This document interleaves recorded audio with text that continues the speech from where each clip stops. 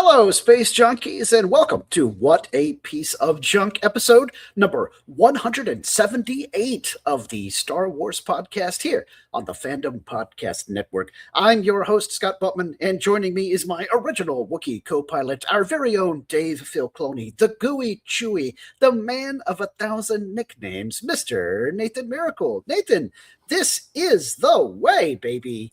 Yes, it is, and man, I'm glad I made it back from the starbase out there, the flight deck, because I just flew in, and boy, my arm's tired. That's right. You were working hard there at Adelphi base, having a drink with the crew after many a successful mission, and then assisting in blowing up the Hutt palace there on Nal Hutta. I guess I should hit the major spoiler alert. If you're listening to us and you have not yet gone to see Star Wars, excuse me, one more time for posterity, Star Wars, The Mandalorian and Grogu, then what are you doing? Go to the movie theater right now and see it on the biggest screen you can. My new quest, Nathan, is to find some time that possibly, hopefully, somebody is still showing it in IMAX and go see it at an IMAX theater, because I haven't done that yet. I have seen it 3 times at regular theaters. I don't do 3D because my specs don't align well with the 3D specs, but I do want to see it in IMAX. I don't know when I might necessarily have time to do that, but we could talk about that offline. And so here, I'm going to do it just for old time's sake. The spoiler alert.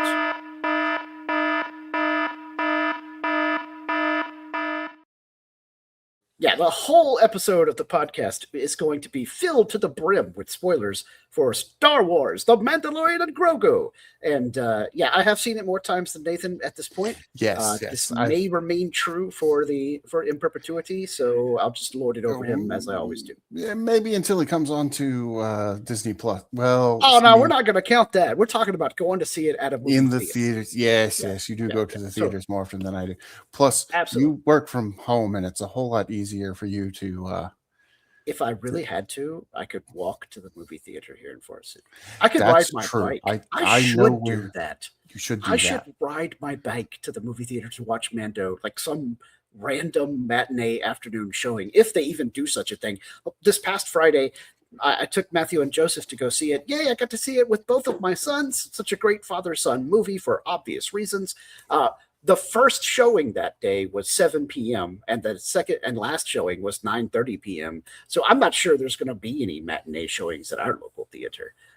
But yeah, that doesn't surprise me that much. Your local theater is not a big chain or anything. It's itty bitty and it's independently owned, which on the one hand makes it super great for street cred and total artistic license, but also makes it somewhat inconvenient for scheduling. Yeah, and probably less convenient for getting cool swag. Absolutely. We had 0 Mando swag at this theater. However, I got some cool Mando swag at a Regal Cinema. Although that's not the thing I want to be showing in our merchandise segment on this episode of the podcast, because I found something even cooler than that at a old comic book store haunt of mine that I used to go to during high school and college, Heroes and Dragons in Columbia, South Carolina. And I found it during the incredibly 4-day long celebration of my 49th birthday, ScottCon 2026, which was a blast last weekend. Ooh. I found myself there. That's right. Mr. Miracle. An issue of Mr. Miracle at Heroes and Dragons. Yeah. By the way, super happy for me. That whole ScottCon thing was super happy for me. But having you, one of my best friends ever, buy a comic with your name on it, literally, at the comic book store whereupon I first discovered comic books as a 12-year-old. I mean, it's just like a lifetime achievement unlock right there. It's amazing. I also got Batman. Dark Knight Returns. Just like a future Batman. Sorry, I've not opened this one either, but I'm familiar with the storyline. Future Elseworlds Batman, a seminal work of DC Comics. With female Robin. Mm-hmm. Yeah. One of my favorite Robins ever. Everybody forgets about. Yeah. Also now I didn't actually get this part of it there, but I want to show it. The Teenage Mutant Ninja Turtles Unmatched game we played at ScottCon, and this is an expansion, not an expansion really. More of a deluxe version. Yeah, deluxe version, because it has all the models for all the tokens, including alternate sculpt turtle models. So I'm super excited to paint those up this week and play another round of that with you. But that has nothing to do with Star Wars. Mandalorian and Grogu. Well, actually, Unmatched is based upon the old Star Wars The Phantom Menace tie-in board game way back at the end of the turn of the century of lightsaber duels. And the Unmatched system of cards and moving around the board still uses the same basic setup. But now we have katanas and nunchucks, not lightsabers. So what I got from the theater was a Grogu leader card for the Star Wars Unlimited game, as well as a Razor Crest card. And we will definitely be talking about the Razor Crest as we talk more about this movie. I've only gone to see the movie once. I definitely need to go a few more times. I might need to sneak my phone in. Well, I guess not in, but turn it on and take a picture of the screen. Don't tell them that I'll be doing that when Dave Filoni shows up, because when he has that cowboy hat, I want to make sure I get the exact right cowboy hat for my cosplay. Yeah. Good times. Actually, I've seen it 3 times, and every time I saw it, someone in my party leaned over to me when Trapper Wolf came on the screen and went, "Oh my gosh, it's Nathan," which was really funny because it was 3 different people. That's great. So watching it, I will pay them later. Watching it this past Thursday with my family at at this theater in Spartanburg. Mita leaned over, my beautiful bride. She's like, "Hey, Nathan's in the movie." I'm like, "Yeah." And then on Friday of ScottCon, the Friday before Memorial Day, Moody leaned over to be like, "Hey, look, Nathan's in the movie." And then this past Friday night, Joseph leans over, "Hey, Nathan's in the movie." I'm like, "Yes, I know." So if we get to go see it together in IMAX, you have to lean over and be like, "Oh my gosh, I'm in the movie." You're not that far off with your beard from being able to play Kim's Convenience. I would play Blue, but I feel like someone will get mad at me. But then again, I'm like, it's not really cultural appropriation. People I could cosplay as someone of a different race. It's okay. It's not like I'm doing blackface or anything. Right. Yeah. If I just let this go out a little bit, get the helmet, we'll be fine. Yeah. All right. And that would be an awesome thing for us to do together at Dragon Con. Yeah. Although I already have, but depending on who you ask, I have between 3 and 4 cosplays for Dragon Con already. I haven't been to Dragon Con for the entirety of the weekend in like 10 years, if not more than 10 years.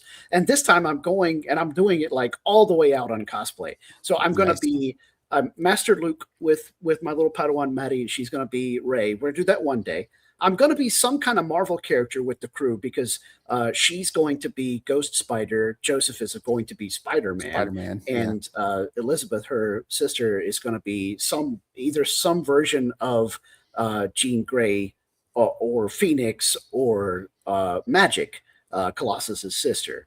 She hasn't really decided yet. So I got to be somebody. And if they're all spider people, I'm either going to have that be day 2 and shave off the beard and keep the mustache and be J. Jonah Jameson, or I'm going to get a topper for my pair eyeglasses that's ruby quartz-esque and be Scott Summers as some kind of casual Cyclops with the red glasses on. I think the J. Jonah Jameson. Do that. You already work in the industry. Yeah. I just need to basically wear a button down, a press pass, and then get some kind of fake stogie, Yeah, so, you could do it. That'd be a super easy cosplay to do. And then the third day, Madison and I are going to do Warhammer 40K cosplay because I'm going to be an Inquisitor and she's going to be my acolyte because one of my friends here at Infinity Games and Toys in Rutherfordton, North Carolina, 3D printed a life-sized bolt rifle for Space Marines. In fact, I'm going to go get that real quick while you talk about what your other cosplay might be because I know you have like 6 different ideas. Well, I've got my standard cosplays because I have a Sergeant Slaughter cosplay that does involve shaving, and a Luigi cosplay, which also involves shaving, but both of them involve keeping the mustache. So that works out well. I just shave and do the mustache for both of those. Although I'm not sure that I'm going to do them this year because I kind of don't want to shave. And I don't need to shave for the Trapper Wolf, which is the main one that I wanted. Oh my gosh, I surrender. Yeah, like how could I not take this monstrosity to Dragon Con? Holy crap, this is a big gun. It's like to scale for a normal human, because this is like a pistol grip for a Space Marine. That's but me, insane. as a normal human, this is the perfect ratio. So yes, when I got this, and I have a hammer that was a popcorn bucket for Lord of the Rings War of the Rohirrim, that is the perfect size for Maddie to carry around as a thunder hammer. And so, yeah, we're going to have a blast doing a 40K cosplay. And then we might do some kind of My Hero Academia anime cosplay for the fourth and final day of con. Yeah, okay, that one I don't know anything about. I had a thought, and this would be kind of silly, but kind of funny as well. I have recently got into the book series Dungeon Crawler Carl. Yeah, you and like 8 million other people. But yeah, I am not alone in this. I'm sure many of our listeners have also gotten into this book series. If you haven't, it's really good. Definitely adult rated. Yes. Not for kids. But not for kids. And I thought about trying to make a cosplay from it. And there's a lot of interesting characters that I could be from there. And, the main one is Carl, and I could kind of do Carl.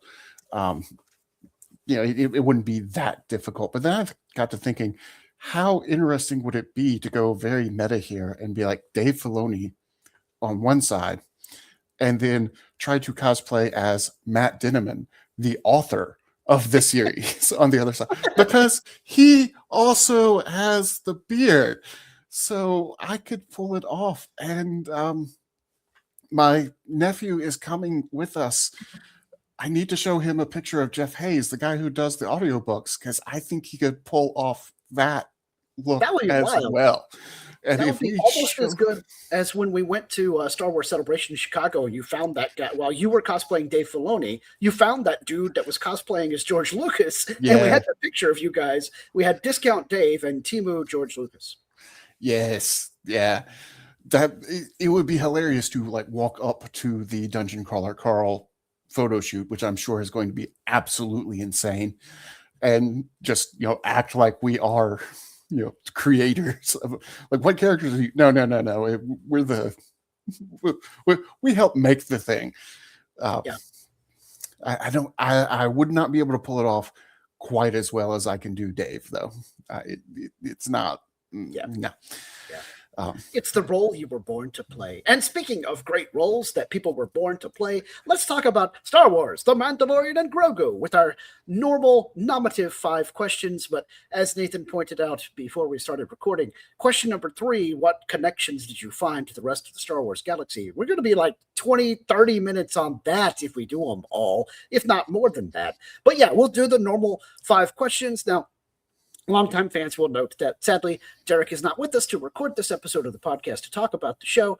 He's got some family issues going on. So if you're curious to hear what Derek had to say about the movie, which he nominally enjoyed it, you can check it out on the most recent episode of Culture Clash right here on the Fandom Podcast Network, because Derek was able to talk about Star Wars movie with Kevin and Kyle. So I encourage you all to go give it a listen. A pretty good episode. And that way you can find out what Derek had to say. And of course, Nathan and I will now jump into it. So Nathan, question number 1, this might actually be kind of hard to answer. What was your favorite part of the film? Yeah, this is, well, I mean, obviously seeing Dave Filoni was my favorite single moment. Seeing him in the cowboy hat, and like it didn't even quite register to me at first that he wasn't wearing the helmet. It's like, oh my gosh, it's Dave. Andrea, my girlfriend, was there. I'm like, it's him, and she's just like, yes, it is. I'm like, but it's him. And then it switched off of Dave, and I thought, oh shoot, I was supposed to be like taking notes of what the hat looked like. So I do have to go back to watch that piece of it. But outside of that obvious single moment, gosh, it's hard to say. I think it might be seeing all the Dejaric pieces in That was live awesome. action. That was Oh, pretty epic. dude, Um, 1980s Scott was like jumping up and down in the chair when that happened, especially when we pulled back and we saw that the floor they were standing on in the yeah, pit was basically the board. And but I'm like, this means that Chewbacca basically has a toy of his favorite sporting event on the yep, Millennium Falcon. It's kind of like yep. he's got a foosball table back there, but it's Dejaric gladiator stuff. So that might be my favorite, but you know what? When we get to the connections thing, I might change my mind, and every new connection that we bring up might suddenly become my new favorite thing because there's a lot of individual things in there. So for me, it's a tie, which I know is kind of cheating, but it's my show, so whatever. My favorite thing is a tie between when Grogu saves his dad, because like I said, I got to watch this with both of my sons, but more to the point, on Friday, the week of my 49th birthday, I got to watch this movie with my own dad. So the Reverend Steve Botman was hanging out with us that Friday, went to the movie theater with me and the guys that I have been gaming with forever. So I got to watch Mando talk about how important it was for the old to care for the young until the young can care for the old, while I'm not even going to say how old my dad is right now, but he was born in 1948. You do the math. So yeah, my dad was there right beside me, and we gave each other a fist bump and a handshake. And when that happened, so all of the father-son connections between Mando and Grogu really hit home for me because I had multiple generations of my family, fathers and sons, and I'm so blessed that I get to be with my sons. I'm not one of these estranged dads.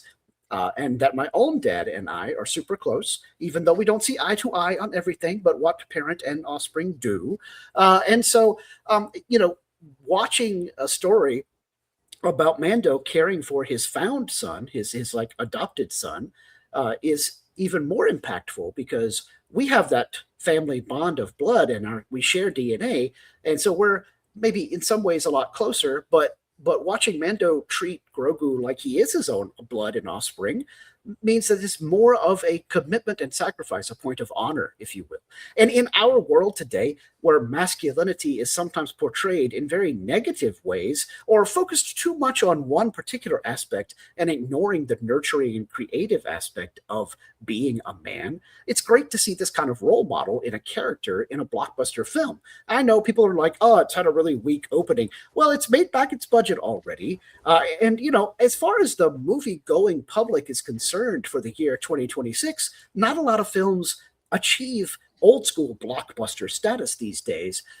Really, it's got to be something kind of out of left field like Backrooms or Obsession that have recently overtaken Star Wars, The Mandalorian and Grogu in the box office. But that's okay because, it's a possibility that there are lots of other really good films and really good stories out there. I'm happy for the people that made Obsession and the people that made Backrooms. I want cinema to succeed in this day and age, which is more and more difficult for every motion picture, not just Star Wars.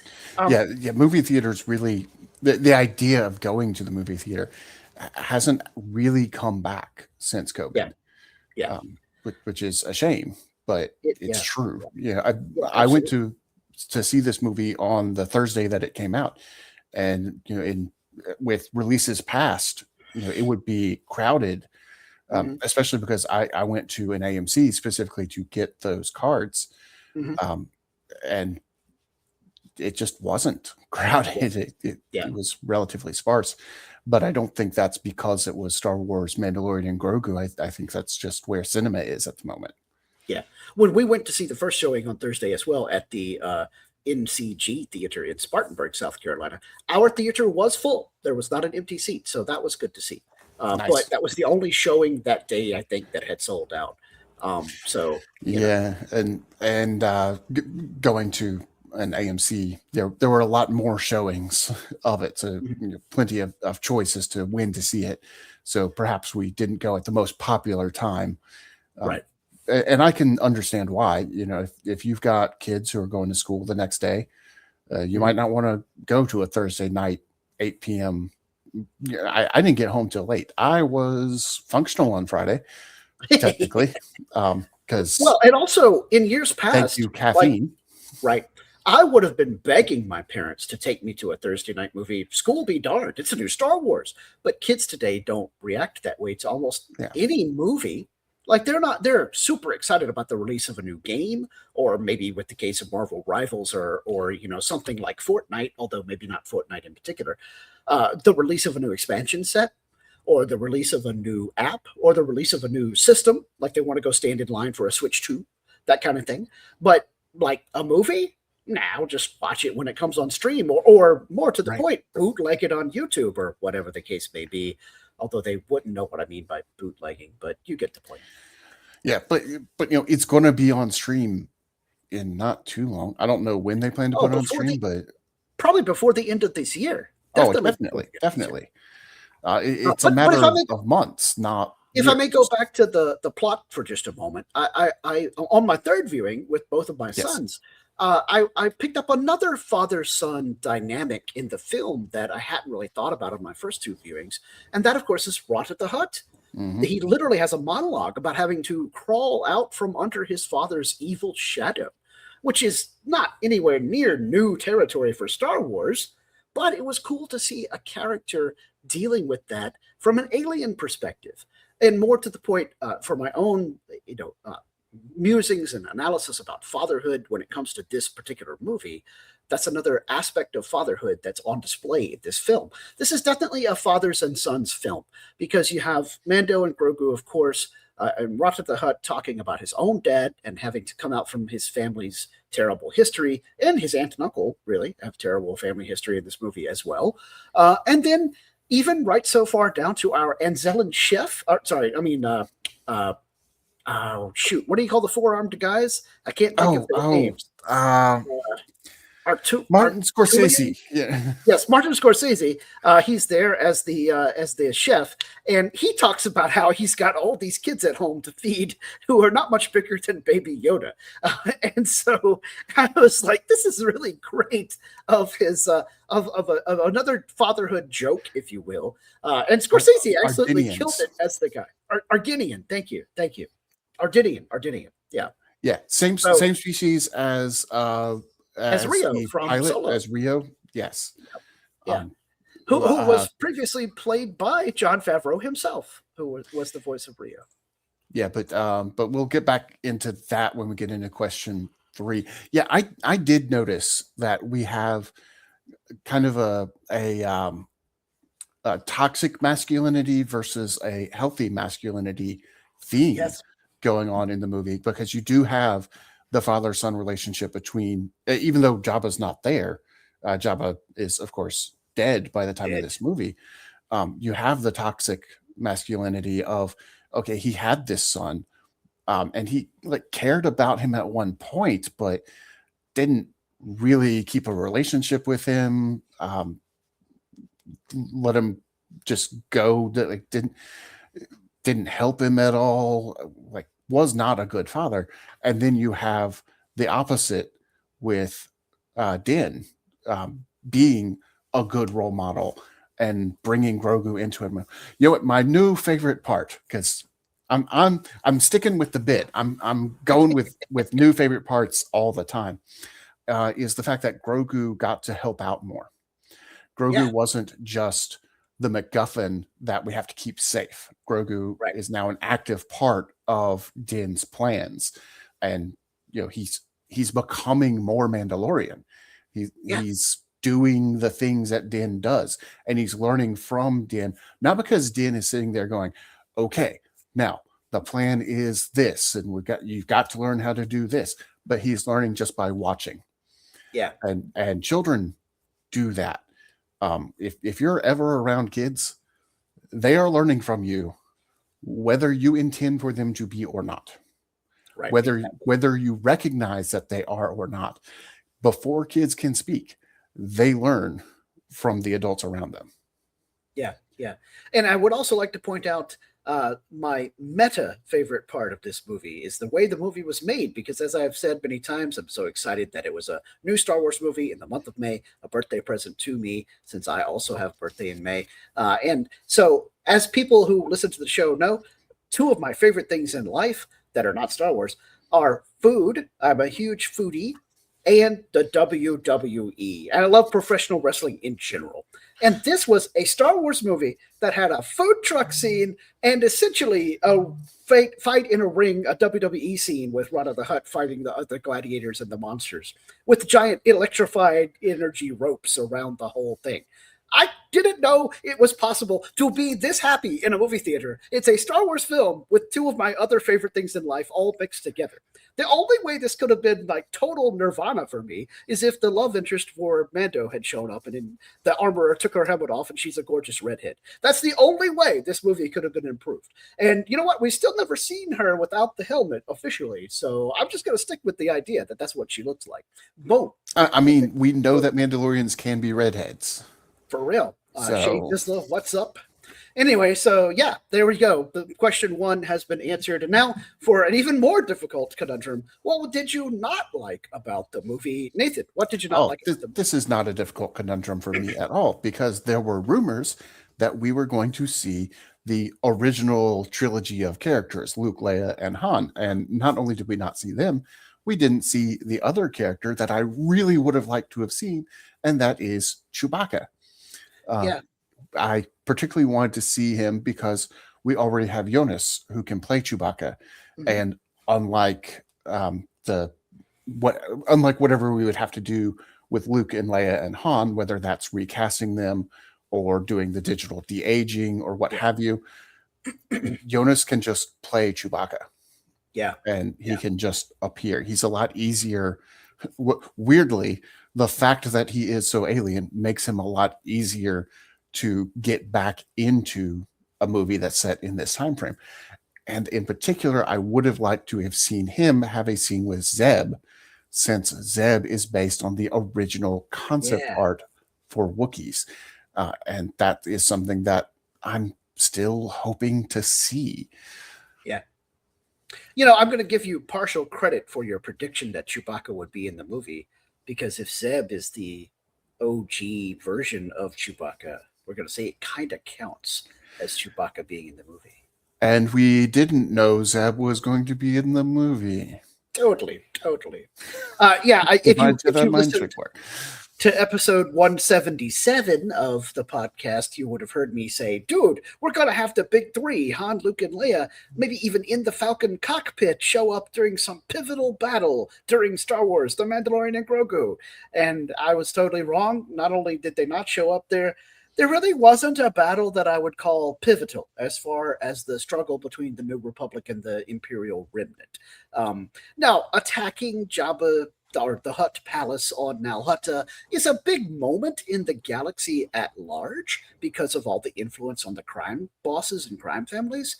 But as far as like Imperial Remnant versus New Republic, it's not that big of a moment, as you can tell from the fact that not a whole lot of other ships were involved. There were a few droid fighters or droids piloting fighters, and then, you know, Sigourney Weaver there as the colonel and her squadron with Trapper Wolf and Carson Blue and so forth. But even that was a small squadron. Well, and it was pretty light work for those guys. Yeah, and with it being a criminal enterprise, I mean, we have learned throughout the history of Star Wars that when one criminal empire falls, another Shadow Lord is right there to pick up the pieces. Yeah, some mall Shadow Lord, perhaps. No, but we also know from he's very dead by this point. He's very dead. Some other criminal empire will come in. We know from Maz Kanata's castle in The Force Awakens that there's lots of other, Crimson Dawn. Yeah. I forgot who the other. Well, the Black Sun. But I mean, in The Force Awakens, it's the Crimson Dawn and Ganja Club. That's it, Ganja Club. But this might be the start of how those groups start growing in power, because with the vacuum left behind by the Hutts, they can kind of pick up some Nature of the pieces. abhors a vacuum. Yeah, yeah. Okay, so for me, the part that I disliked the most was that there wasn't a cameo from any of those people, like we just talked about. And then a much more minor thing, I disliked that when the Mandalorian and Zeb have captured Commander Coin and they're fleeing the estate, 3 starfighters are launched to chase down the Razor Quest. But despite the fact that the estate is crawling with stormtroopers, and we know Commander Coin is ex-Imperial or Imperial Remnant, the 3 starfighters in question are not TIE fighters. I was quite bummed about that. Now, I love seeing new vehicles or old vehicles that were never in this movie earlier but showed up now, like with the escape pod that the guy uses on the ice planet. It's a TR-14 or something like that.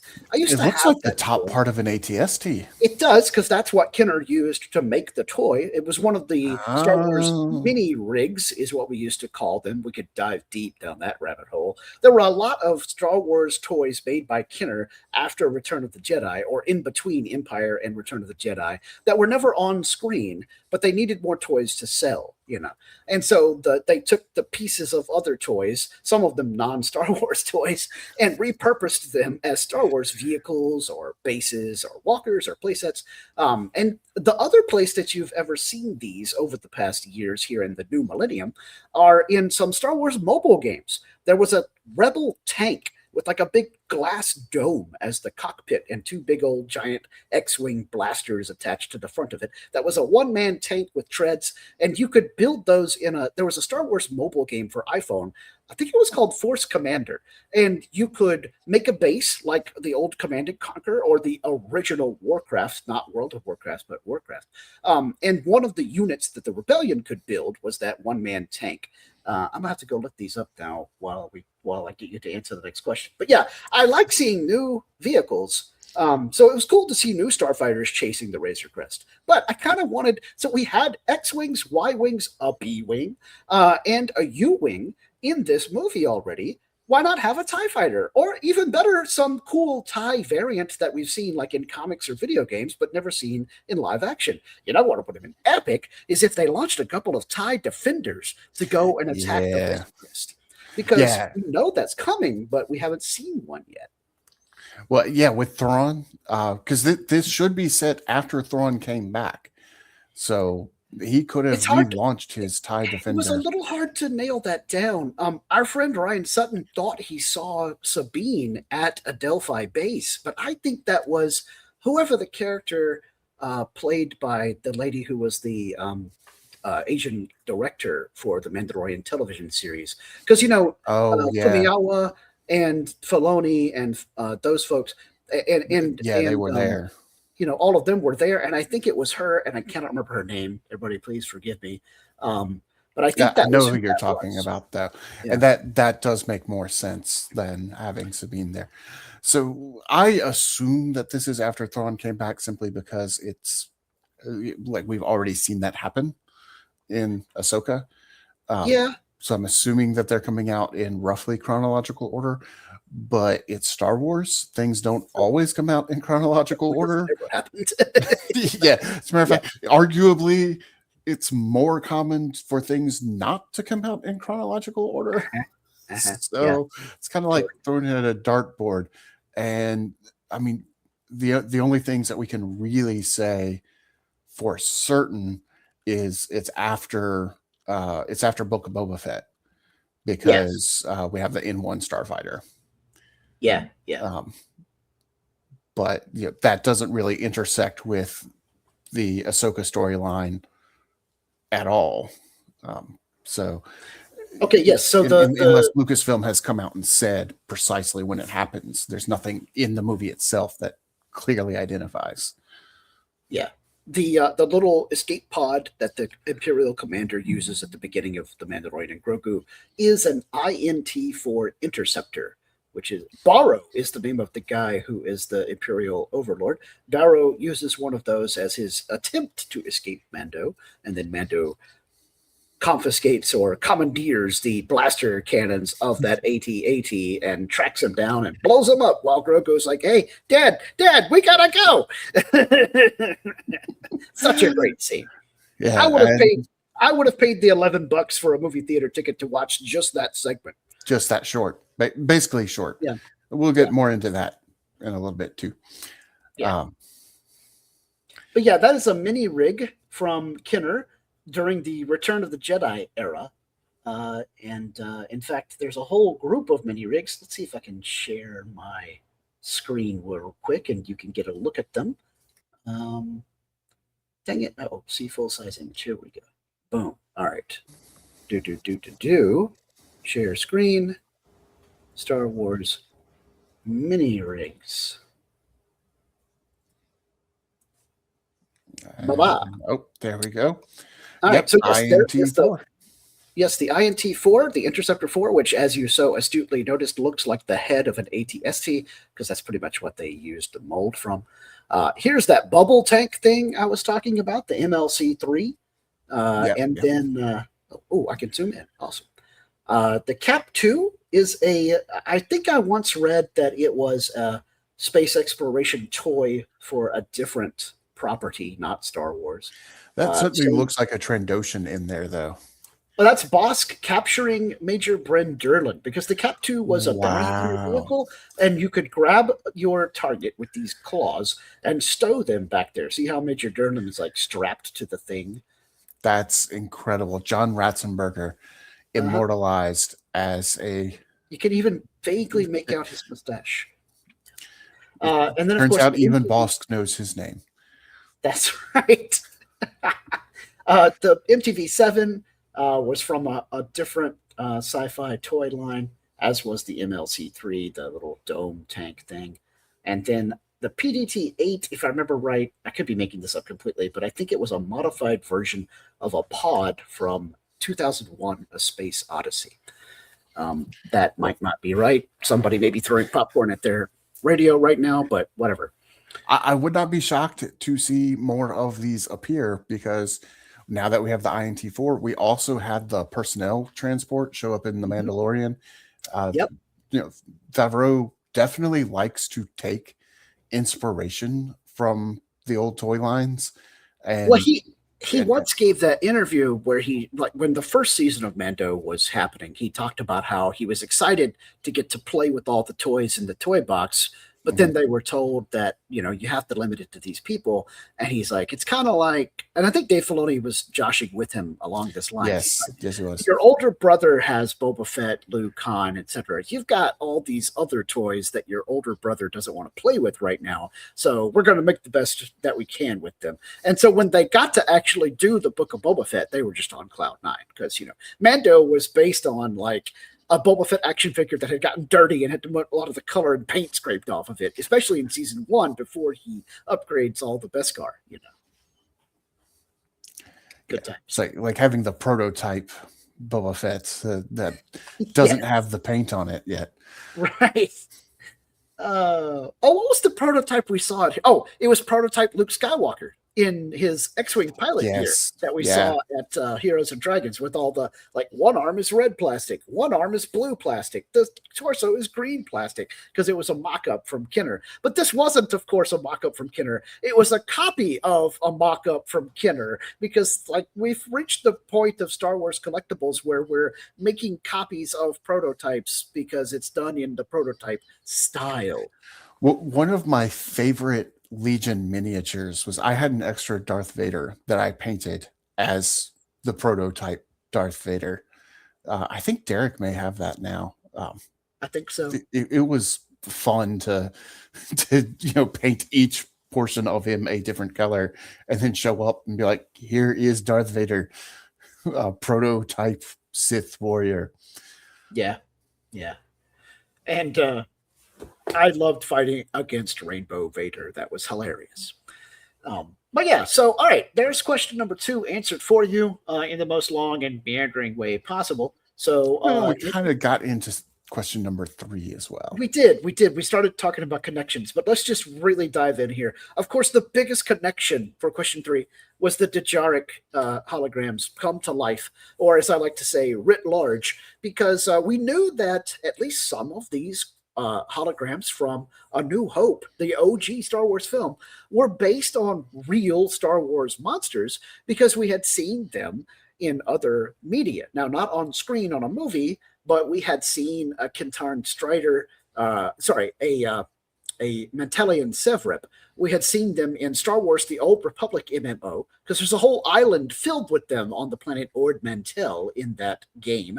And in that video game, you have to fight one to the death multiple times, but you get your blasters and all this stuff. So, except for the few elite ones, they're not that hard to kill. But man, in the Mandalorian and Grogu film, the Sevrip was really hard to kill. Mento hit it squarely in the face with the staff that he stole from one of the other Dejaric, and it just was like, "Arr." And then it's just like, it just made me angrier. But now we have seen not only that proof that they're all based on living creatures in the Star Wars galaxy, but that all those creatures are still in existence somewhere. The killer slugs also were in Star Wars The Old Republic, and I think killer slugs were in another Star Wars video game back in the 1990s. Had we seen any of these things in cartoons? Nathan, do you recall? Not to my knowledge. We do see Gundarks, but those were referenced in Empire Strikes Back. Yeah. So that's a different thing. I'm not sure that we've ever seen. In fact, more to the point, when I saw them in live action, or CGI, I suppose, but still, sure, in a live action movie, I thought this is the first time I have seen these in. Mm-hmm. Well, I suppose cartoons wouldn't be live action. These are the first time I've seen these as non-holograms. Right. And of course, in some of the shots of the Dejaric match, they're not all CGI. Some of them are stop motion puppetry. There was a whole big deal made out of Phil Tippett, and he's the mastermind behind dinosaur Phantom special effects in Jurassic Park.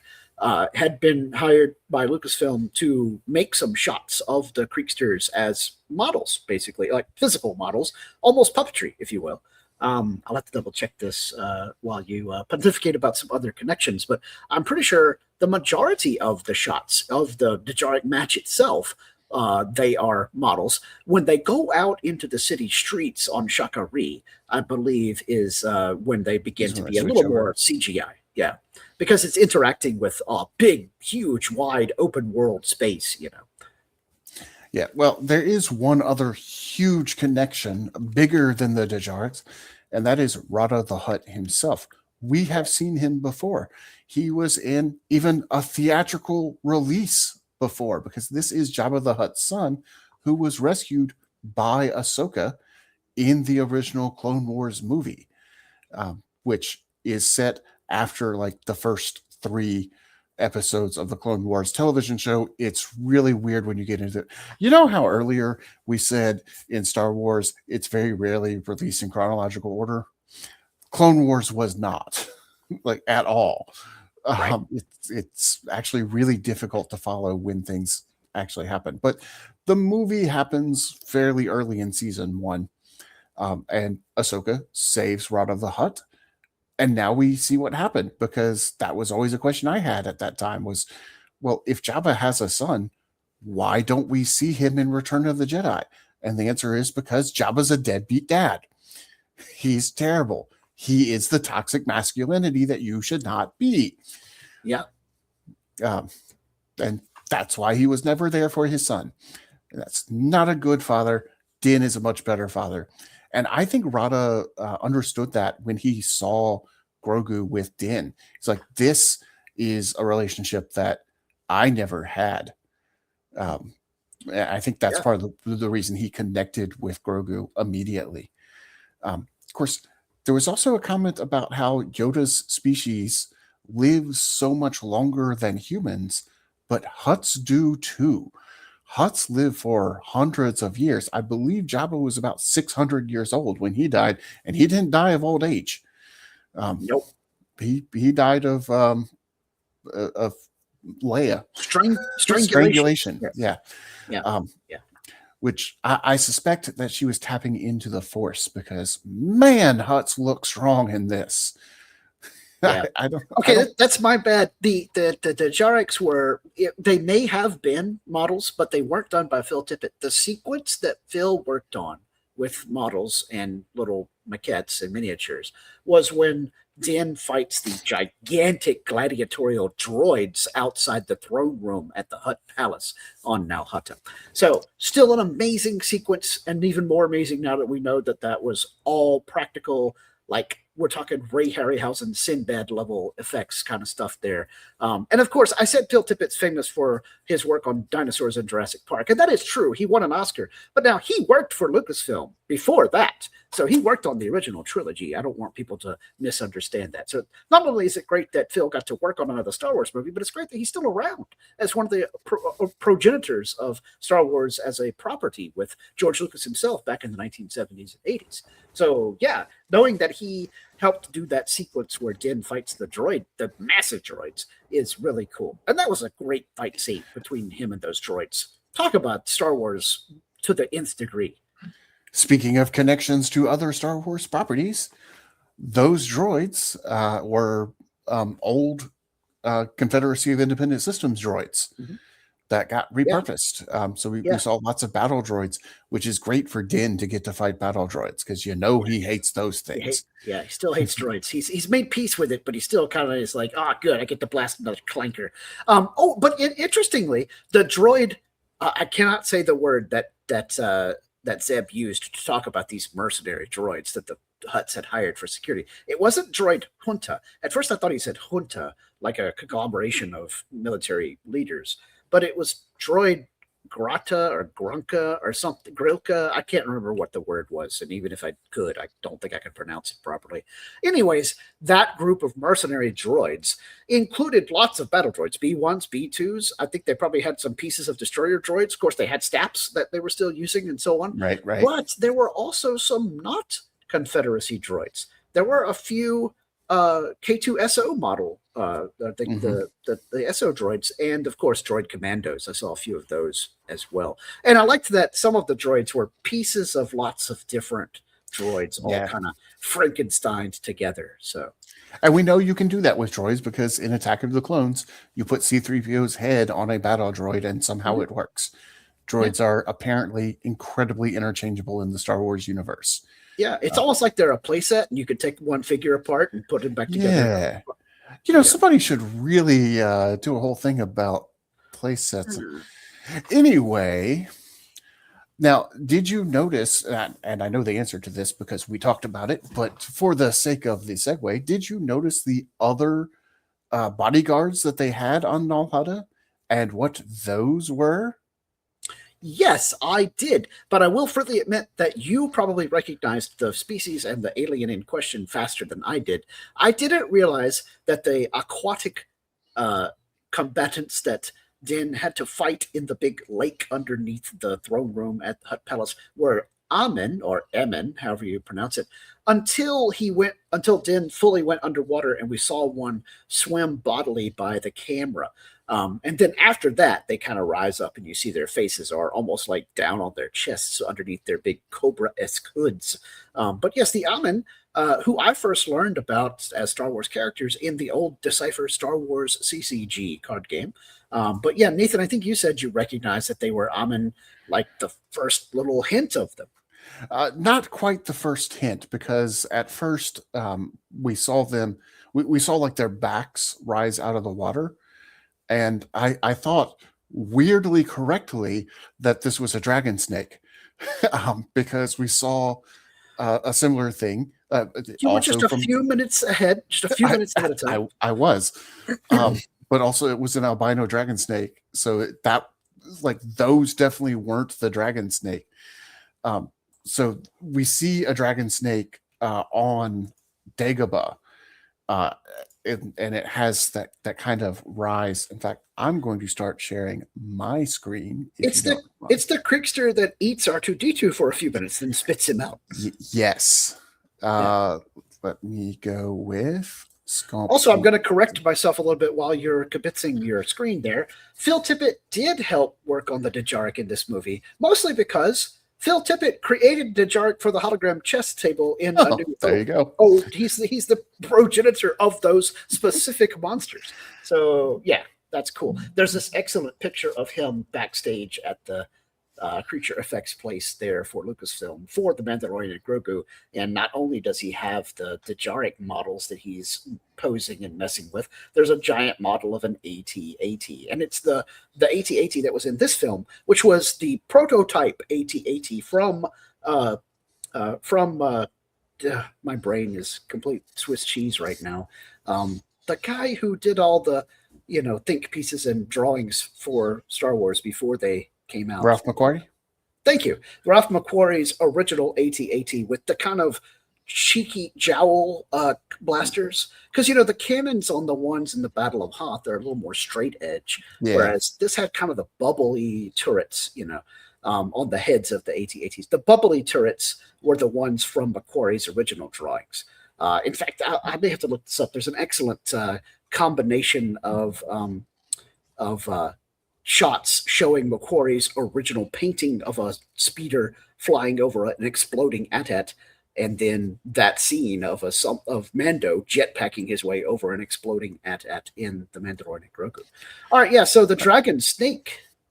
Yeah, so this is what I thought the Amen were at first. And it turns out there was a dragon snake down there, but absolutely that's not what we were seeing at that time.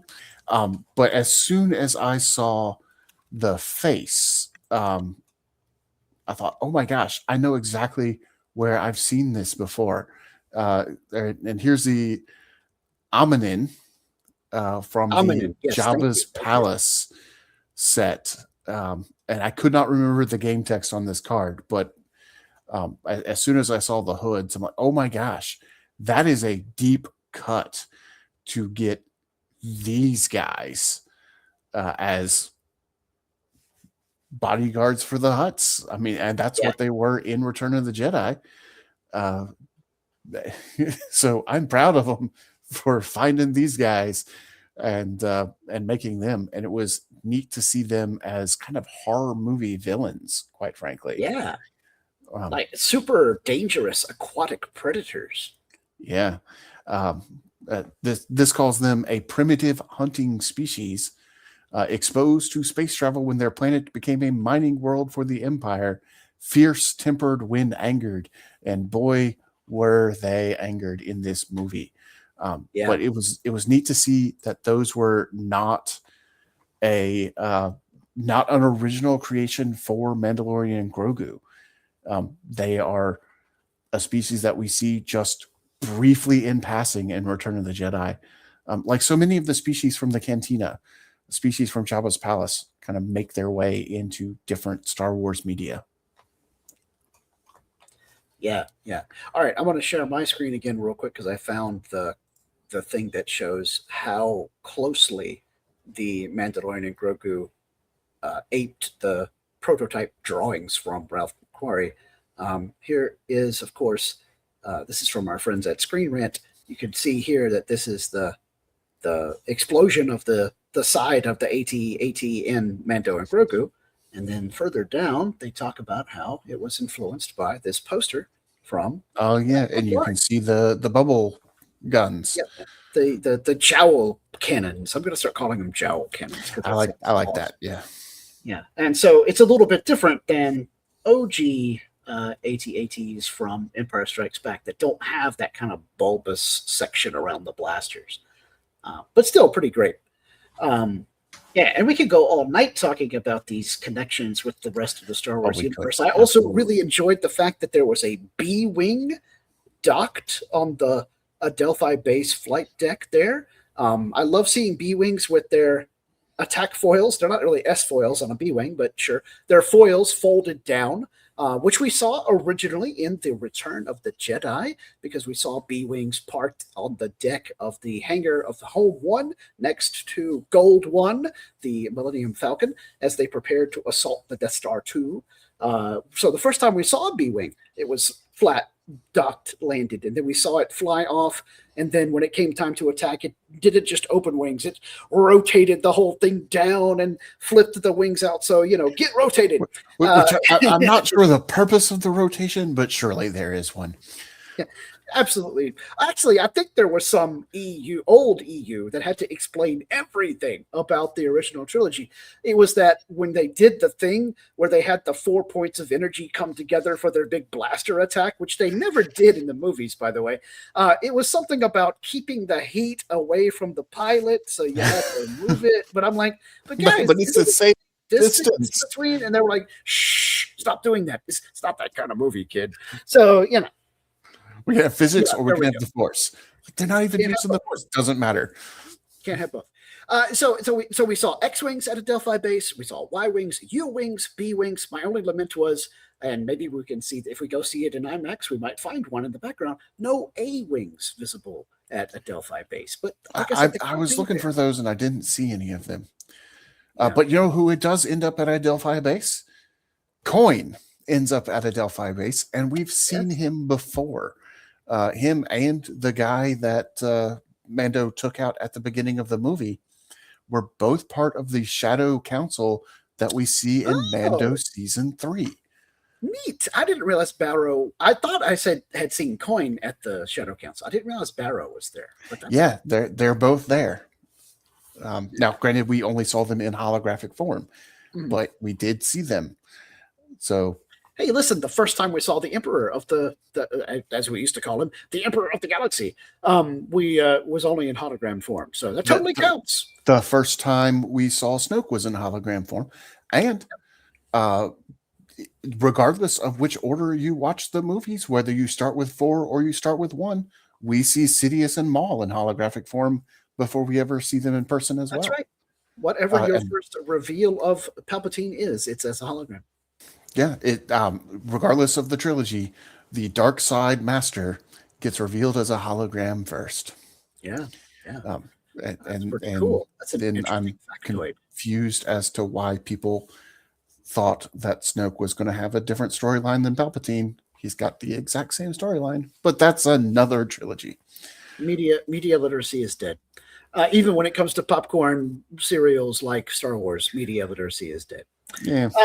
All right, so moving on. I'm trying to think if there was any other connection. Oh, of course, tons of connections. But go ahead. Ones that I wanted to make sure we mentioned. And the big one is Imbo, because our podcast yes, for the Clone Wars and the characters that were introduced therein. So talk about Imbo for a second and where we know him from. If we're fans who actually watch the cartoons, and if you're not, what are you even doing here, people? Yeah, Imbo is a bounty hunter, a rival of Cad Bane, and now a rival of Mando as well. Most famous for having a really big hat, because that's apparently super important if you're a bounty hunter. But it is a blaster-proof hat. It is also a hat that you can ski down a mountain on, or which throw he at does your opponent, in the a la Wars. Kung Lao from Mortal Kombat. He does that too. So it's a surprisingly useful hat.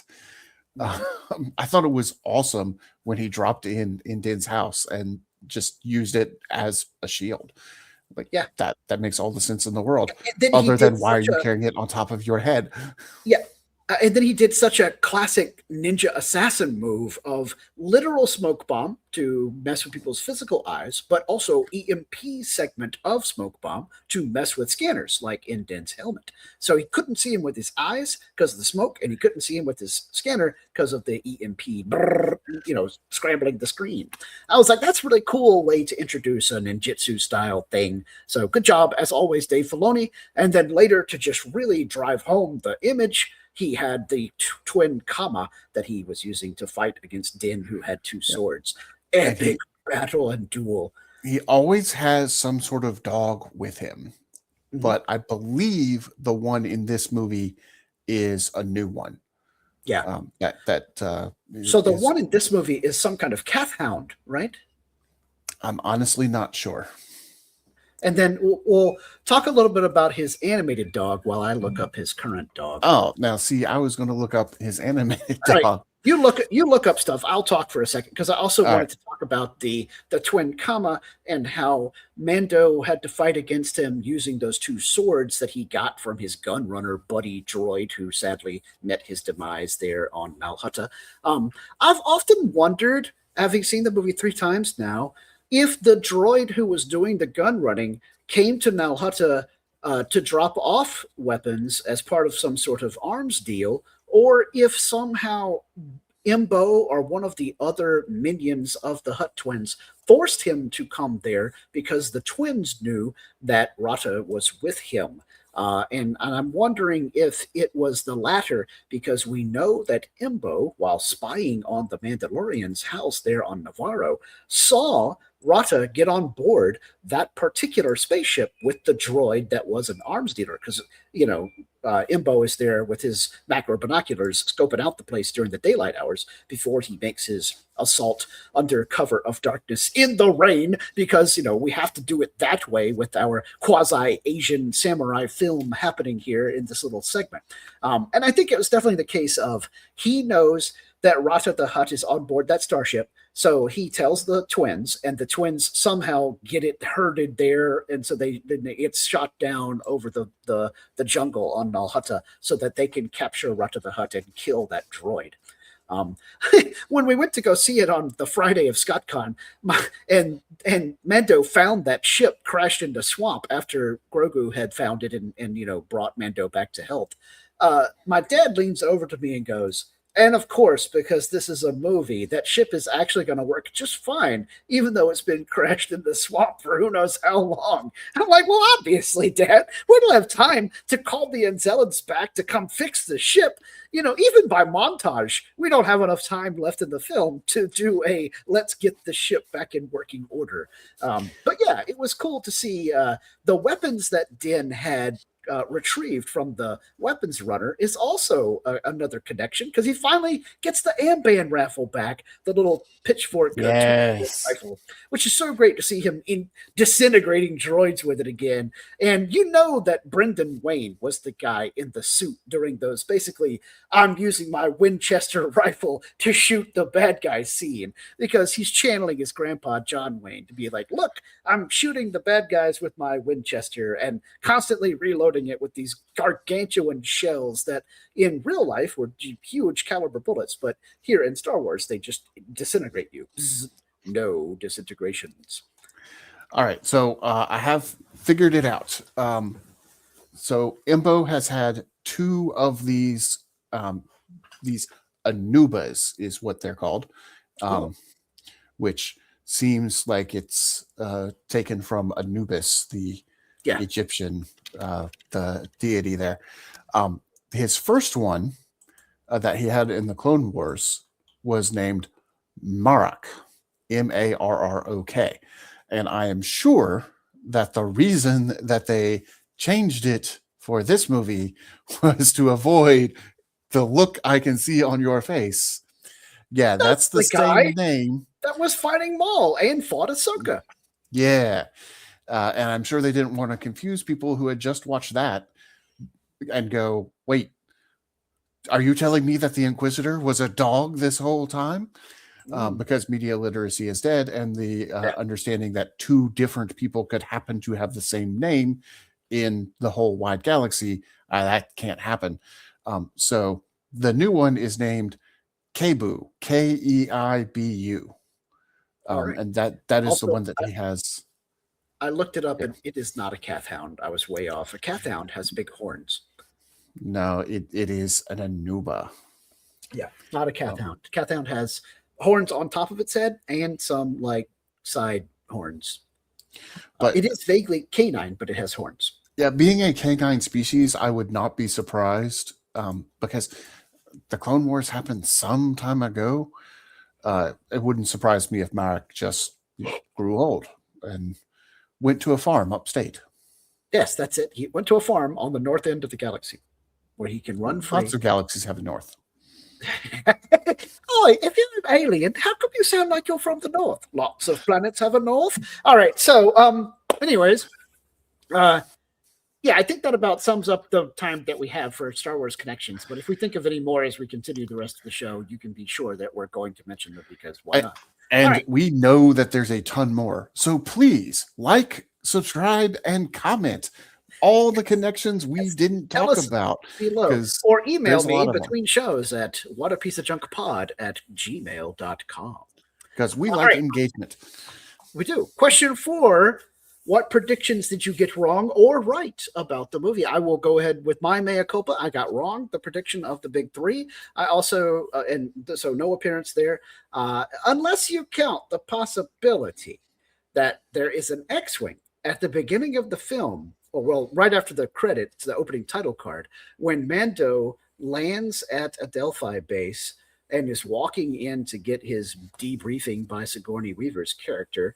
There's a X-Wing that looks very familiar that is receiving a blue and white astromech droid being added into its droid docking bay that could have been R2-D2 getting loaded onto Red 5.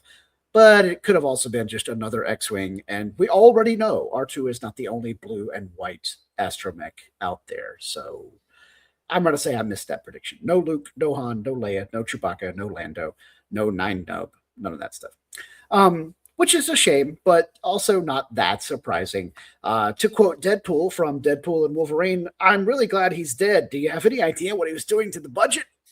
So, yeah, we didn't want to have to pay Mark Hamill or Harrison Ford or any of those dudes for use of their likeness.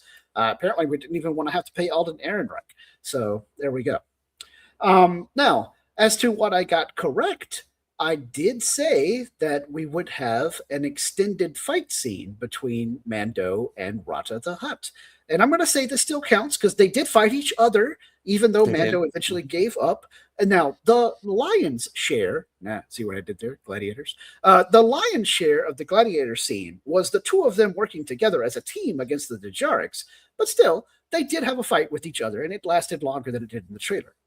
Speaking of the trailer, though, I had sort of predicted that much would be made about how Grogu was going to outlive Mando. And you talked about this earlier in this episode of the podcast about lifespans for Yoda species and the Hutts as a species and so on. And while the Hutts did reference the fact that they themselves live for a long time, so they would watch Mando get broken and then start tormenting Grogu, there's a line in the trailer where we see Grogu in the forest, in the jungle on Nal Hutta, and we hear Mando say, "The kid will live for centuries beyond me. It's my job to protect him while he's vulnerable," or something to that effect. Mando doesn't say that line in the movie. So it's either a classic case of the guys making the trailer used it and maybe it was in a cutscene, which is not the first time Star Wars has done that, or really any movie for that matter. Trailers are always using stuff that doesn't make the final cut.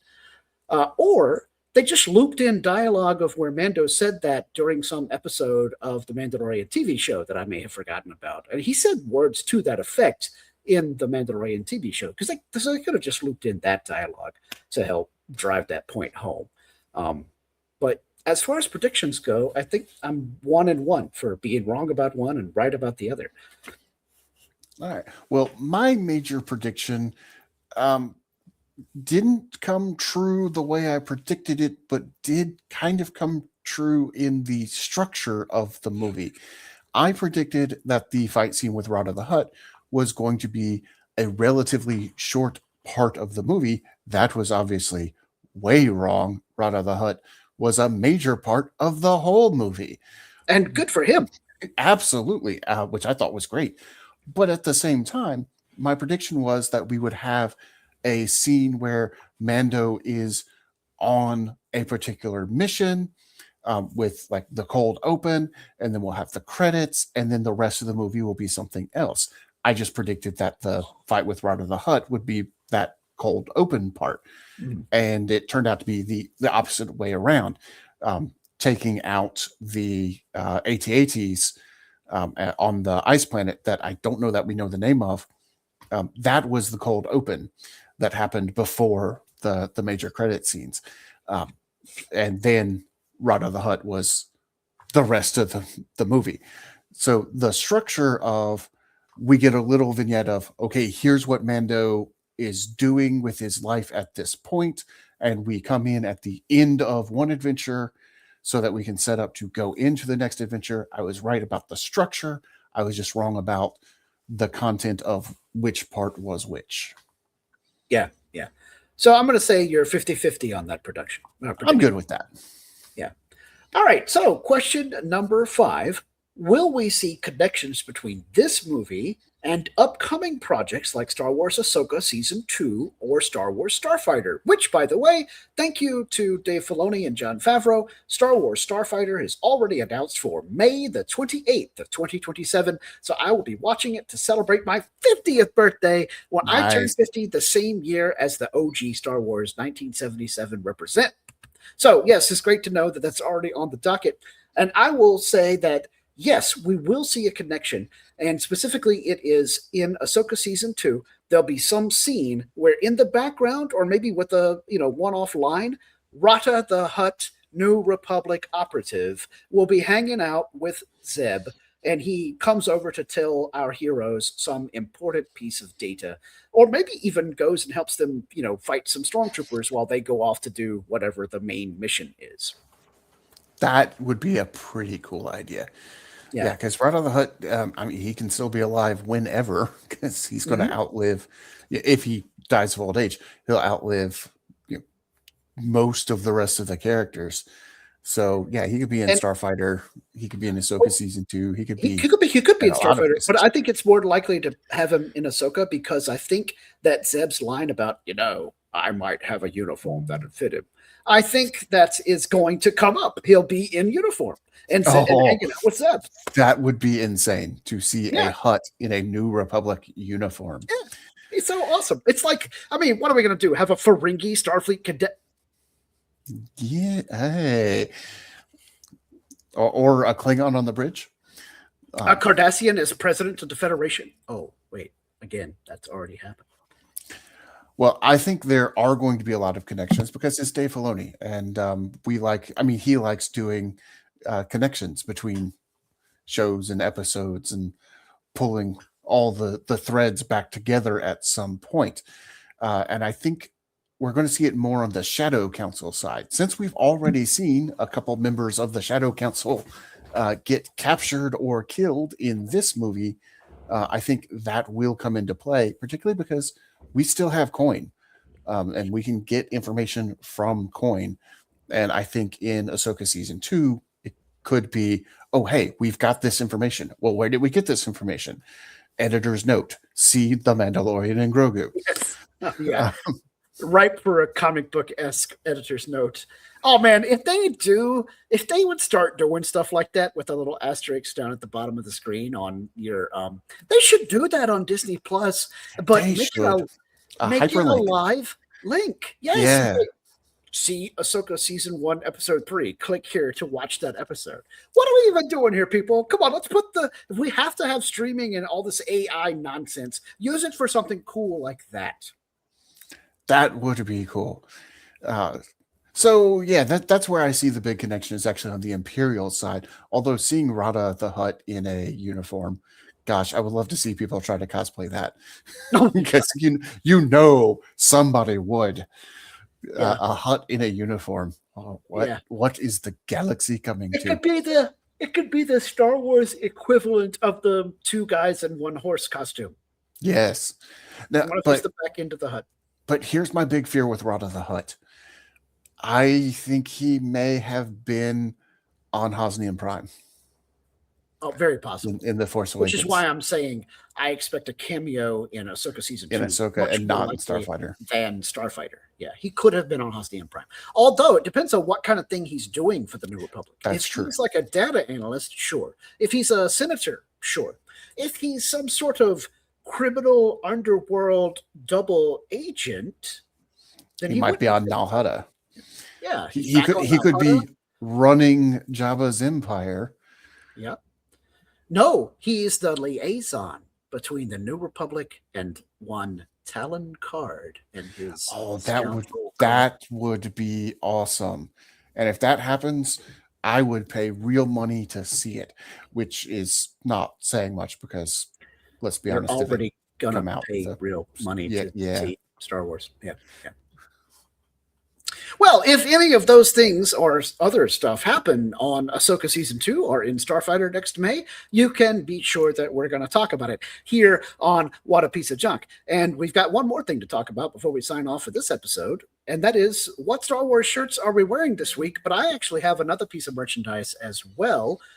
So I am wearing a Star Wars shirt. It's one I have shown on the podcast before, but I'll show it anyway. It's my Millennium Falcon Ride the Lightning 77 jersey. So, seeing as it was my birthday week, I decided to go ahead and wear it. Officially, my birthday week ended 24 hours ago, but that's all right. But in addition to that, while I was at Heroes and Dragons during ScottCon last weekend, Memorial Day weekend, a quintessential time to buy Star Wars merchandise because generally speaking, there's a Star Wars movie in theaters at that time as the unofficial kickoff to summer. The summer begins with Star Wars, and don't you forget it. And for me, across multiple birthdays, it has been a beginning at Heroes and Dragons in Columbia, South Carolina. And while there, I found this awesome figure of Morgan Elsbeth from Star Wars Ahsoka. Really great Kinner type-esque reproduction of the packaging. I love seeing the Ahsoka logo in the old Star Wars wraparound silver border like we got all throughout the 80s and 90s. And it's great to see this actress here portraying Morgan Elsbeth. She was, of course, a big focal point of some of our other shows here on the Fandom Podcast Network because the actress in question is goddaughter of the late great Kung Fu master Bruce Lee, or Jeet Kune Do master Bruce Lee. So yeah, there was much talk about, I'm going to mispronounce this name. Diana Inosanto, I think is her name. I'll go double check that while you talk about your merch. Yeah, I'm unlikely to be able to help you on the pronunciation there. But as everybody knows, we are not sponsored by Pear Eyewear, but we do love their product. So I have these Beskar toppers for my glasses that I don't wear because they reflect the screen a little too much. But that's not the only thing I have because I've shown those off before. I have a brand new shirt from Roosevelt, however you call RSVL. Roosevelt's. Yeah, Roosevelt's, which is also Beskar print. Beskar, yeah. So today I was rocking double Beskar glasses, Beskar shirt, and Andrea asked me today, is this a new shirt? I said, yes, it is. It's like, where had I seen this pattern before? I'm like, right here. Here. Is this some sort of Star Wars thing? I'm like, yes, it is. Oh man, we like to listen to Rebel Force Radio on occasion, the godfather of all podcasts about Star Wars, and hearing Andrea say that as your impersonation of her reminds me of Jimmy Mack always talking about his sister going, is this some kind of nerd thing? So yeah, it was indeed some kind of nerd thing. Now, this is not what she wanted me to have as my Star Wars merch thing.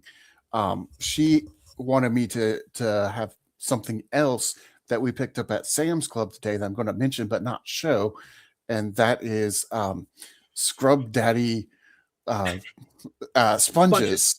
Yeah, but it's a Mandalorian and Grogu set of them. So shut up. One is Grogu, one is Mando's helmet, and one is Grogu in the pram.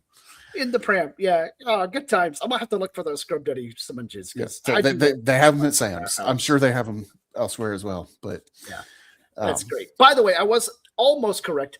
Diana Lee Inosanto is the actress who portrays Morgan Elsbeth and goddaughter of the late great Bruce Lee and daughter of martial arts legend Dan Inosanto. So her dad was no slouch in the martial arts himself. So yes, I'm super glad to have found that figure. It was $10 on the rack at Dungeons and Dragons, Heroes and Dragons. That's not the first time in my life I've made that mistake. I can guarantee you that. But totally worth every penny. And actually, at $10, depending on which Walmart you're shopping at or what year that figure came out, that might be less than list price. List price, yeah. 3 3/4 inch figures have gotten way more expensive than they once were in the 20th century. But talking about her, and she fought Ahsoka using a Beskar spear. You know what we didn't see in this movie? A lightsaber. That's right. Not see a single Some people lightsaber. online have said that is the reason why it didn't make a bunch of money. And even though there's only really 2 Star Wars films that don't involve lightsabers, because Solo technically does have one for like half a second. But most people consider that one not having a lightsaber. So the 2 that didn't have lightsabers didn't do as well as the ones that do, because Rogue One, of course, has Vader's hallway scene with the mother of all lightsaber massacres. And it made, plenty of big bucks. So I wonder if Star Wars' production team is just going to go forward with the idea that that's kind of like our good luck charm. If we want to make a bunch of money, we need to put the laser swords in. And let's be frank, X-Wings, TIE Fighters, lightsabers, perhaps even the Falcon. That's the thing that you see that this is an actual Star Wars movie, not some kind of cheap knockoff. Which there are plenty. Because quite frankly, other than Grogu using the Force a couple of times, this movie could have been a not Star Wars movie. And just barely the Hutt connection. But you could have had any big slime monster alien as the bad guy, and it could have still got the job done. Yeah, we wouldn't have had the direct connection to Jabba the Hutt. They would have had to have explained the whole my father was this evil crime lord thing. But I mean, we certainly had plenty of X-Wing action happening. That's true. Yeah. So and Y-Wings for that matter. And even when they weren't in flight and doing the combat thing, they were like set dressing scenery in the background at a Delphi base and so on. So, and we got that epic Apocalypse Now reference once again of X-Wings coming out of the sun. And I was excited about it, although I will say to Dave and friends, I mean, we saw that once already in The Force Awakens. I mean, it's not like it's the first time we've had an Apocalypse Now reference with X-Wings. It's not the first time this century that we've had that. So, anyways. And it probably won't be the last. No, it won't. I mean, it's great. I loved it. Now, there was one more Star Wars connection, although this is more of a George Lucas connection. All of the speeders that we saw on Shikari, when they're doing the chase scene, they're capturing Rata the Hutt, those speeders are all like 1950s Chevys. I think that was done on purpose as an homage to George and American Graffiti, where all of the cars were 50s and 60s hot rods and, big fins and whatnot. Or I guess not fins, but like 40s and 50s. That style, yeah. Yeah. A little less overt about it than the hot rod gang in Book of Boba Fett, which... Oh, yeah, the mods. Yeah. The mod squad that people made so much fun of. And I thought they were great. I thought it was an awesome nod to mod. I felt they looked a little out of place on Tatooine. I would agree with that. But and you would think that all the hover bikes and stuff would get too much sand in them.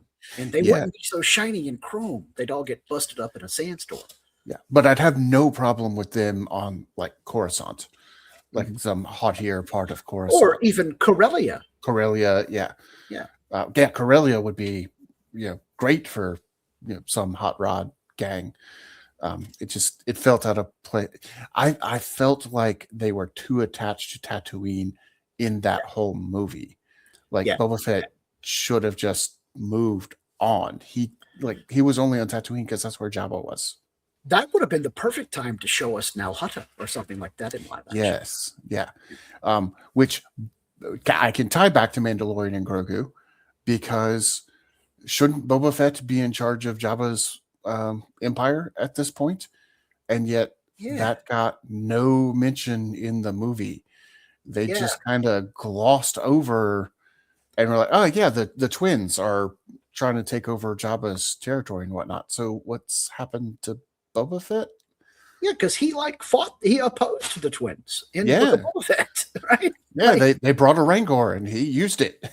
Yeah, I guess we're supposed to assume that this is that Boba Fett has taken over the Tatooine operations in singularity, not the entirety of the empire. Yeah, either that or Boba Fett has decided, you know what, this is silly. I'm going to move on and do something else. But quite possibly, or the possibility exists that the twins finally got him killed. Maybe Imbo killed him. Could be. Imbo is one of the more capable bounty hunters, so he might have been able to do that. Yeah, might have killed him and Finnick Shand both, because both Finnick and Boba were getting on up there. Which is a weird thing to have happen off screen if that's the case. I expect that we'll get some sort of answer on that someday, but that day may be sooner than you think, but I don't want to talk about it too much because we need some content for some other episodes of the podcast. But our friends at Marvel have announced a new Book of Boba Fett adjacent Star Wars comic book series. There you go. So what's Boba Fett up to nowadays? And you can bet that there's a guy on the podcast who's going to be buying those comics, as well as buying the Thundercats Silverhawks crossover comic series, which is a whole different podcast. So it's good. One of our friends named Will, which we have more than one of, was talking about how we have too many crossovers nowadays. This past weekend. And then we found like a triple crossover of something at Heroes and Dragons. Mm-hmm. I can't remember what exactly it was, but yes, crossovers within crossovers within crossovers. Oh, what a tangled web we weave. We heard you. No, the Tangled Web is a whole different comic shop. It's still in South Carolina, but it's in Spartanburg.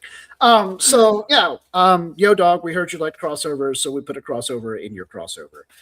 Actually, that may have been the Thundercats Silverhawks thing, because the Thundercats Silverhawks comic book takes place in 3 time periods: pre-Thundercats arriving on Third Earth, current Third Earth Thundercats and Silverhawks, and future 8th Earth Thundercats and Silverhawks, at which point they have literally merged to be Thunderhawks. Okay. That's a whole different show, though. Yes, yeah. Anyways, we hope you guys have enjoyed this episode of the podcast. And speaking of all the merchandise that we just talked about, if you want to get your own cool merchandise for What a Piece of Junk or any of the other Fandom Podcast Network shows, please head over to tpublic.com and search up Fandom Podcast Network in the search bar. And you can find coffee mugs, t-shirts, mouse pads, iPad cases, phone cases, just about anything you can think of. We will slap a logo on it and sell it to you. Capitalism, baby. All right. But until next time, please always remember to respect each other and always respect each other's fandom. All right, Nathan, punch it.